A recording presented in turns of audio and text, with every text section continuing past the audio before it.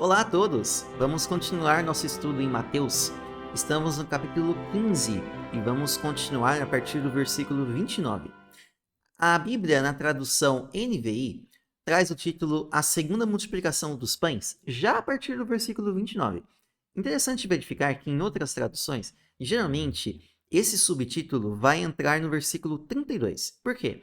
Por causa que do 29 ao 31 tem um pequeno relato do andamento do Senhor Jesus na região onde ele estava, desde aquele milagre que foi feito à filha da mulher cananeia, até chegar na segunda multiplicação dos pães.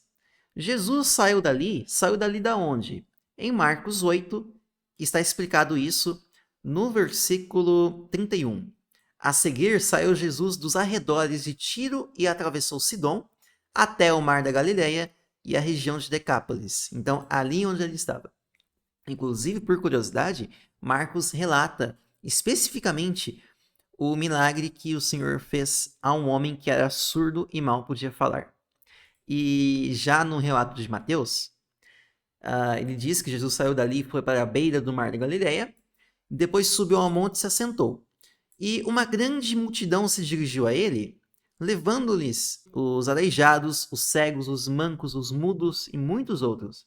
Então aqui Mateus fala de uma multidão que chegou ao Senhor Jesus e foi levando, foi trazendo ao Senhor Jesus aqueles que tinham aquelas deficiências, aquelas dificuldades e precisavam de um milagre.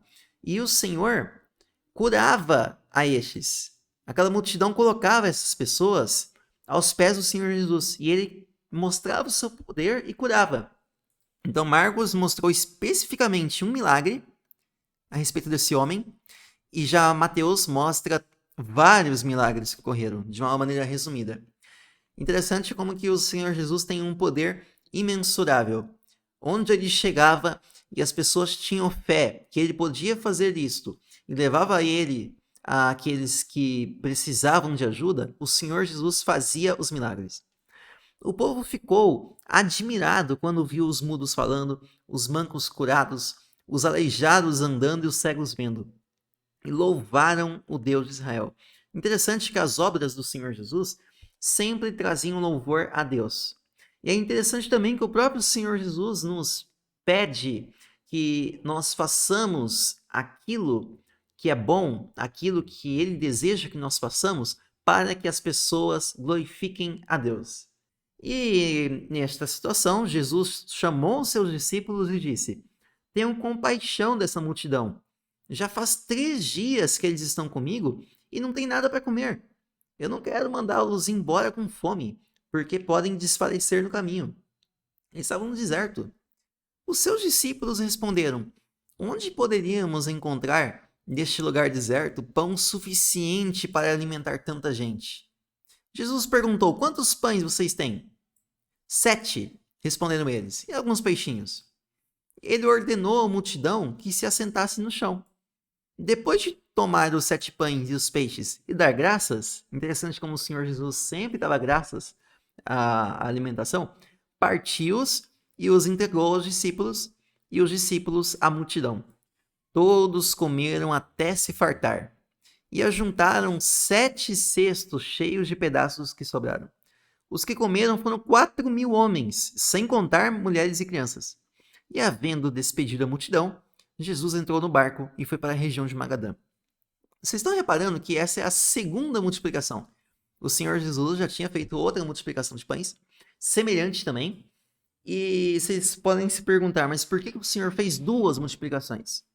Nós não temos exatamente a resposta, mas nós podemos perceber algumas coisas. Primeiro, que a primeira multiplicação de pães que o Senhor Jesus fez foi uma região onde provavelmente os que estavam ali, a maioria dos que estavam naquela multidão, eram judeus, de sangue mesmo, pessoas da nação.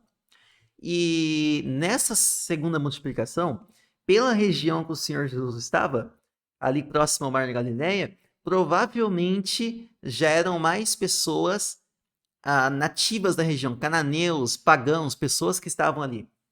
Então, provavelmente, o milagre foi feito mostrando o poder do Senhor tanto para aqueles que eram da nação, judeus, quanto também para os que estavam ali aos arredores. E o próprio Senhor Jesus tinha feito o milagre para a filha da mulher cananeia, que chegou até a ele. Portanto, muitos irmãos, muitos historiadores, pessoas que estudam estes livros e tentam entender o que estava acontecendo ali, creem que provavelmente haviam mais gentios aqui, enquanto na primeira multiplicação haviam mais judeus. E além disso, o próprio Senhor Jesus, no próprio capítulo 16, citou as duas multiplicações. Enquanto ele estava ensinando os discípulos para tomar cuidado com a doutrina, com o ensino dos fariseus e dos saduceus, que amanhã o Carlos vai dar mais detalhes, é interessante que o Senhor Jesus citou os 2 milagres. Não se lembram dos 5 pães para os 5.000 e de quantos cestos vocês recolheram?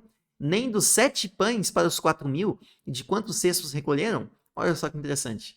O Senhor Jesus, ele próprio citou os 2 milagres. Portanto, eles não estão à toa aqui. O Senhor Jesus fez eles de maneira que pudesse trazer sinal para o público, para a multidão que estava ali, tanto para os judeus quanto para provavelmente os gentios, e ele próprio citou os 2 milagres depois.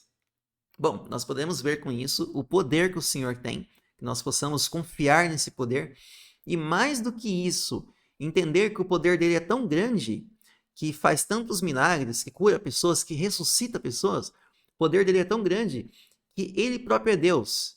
E ele se entregou, ele fez um sacrifício a favor de nós, e o poder dele é tão grande que o sangue dele permite com que os nossos pecados sejam cobertos. E que se nós tivermos um arrependimento sincero e nós confessarmos a ele como nosso Salvador, arrependendo dos nossos pecados, ele pode nos justificar, ele pode perdoar os nossos pecados e nos tornar santos e justos perante Deus. E que nós possamos crer no Salvador, aqueles que ainda não tomaram sua decisão, e saber que ele é tão poderoso que pode fazer tudo isso que nós vimos. Amém?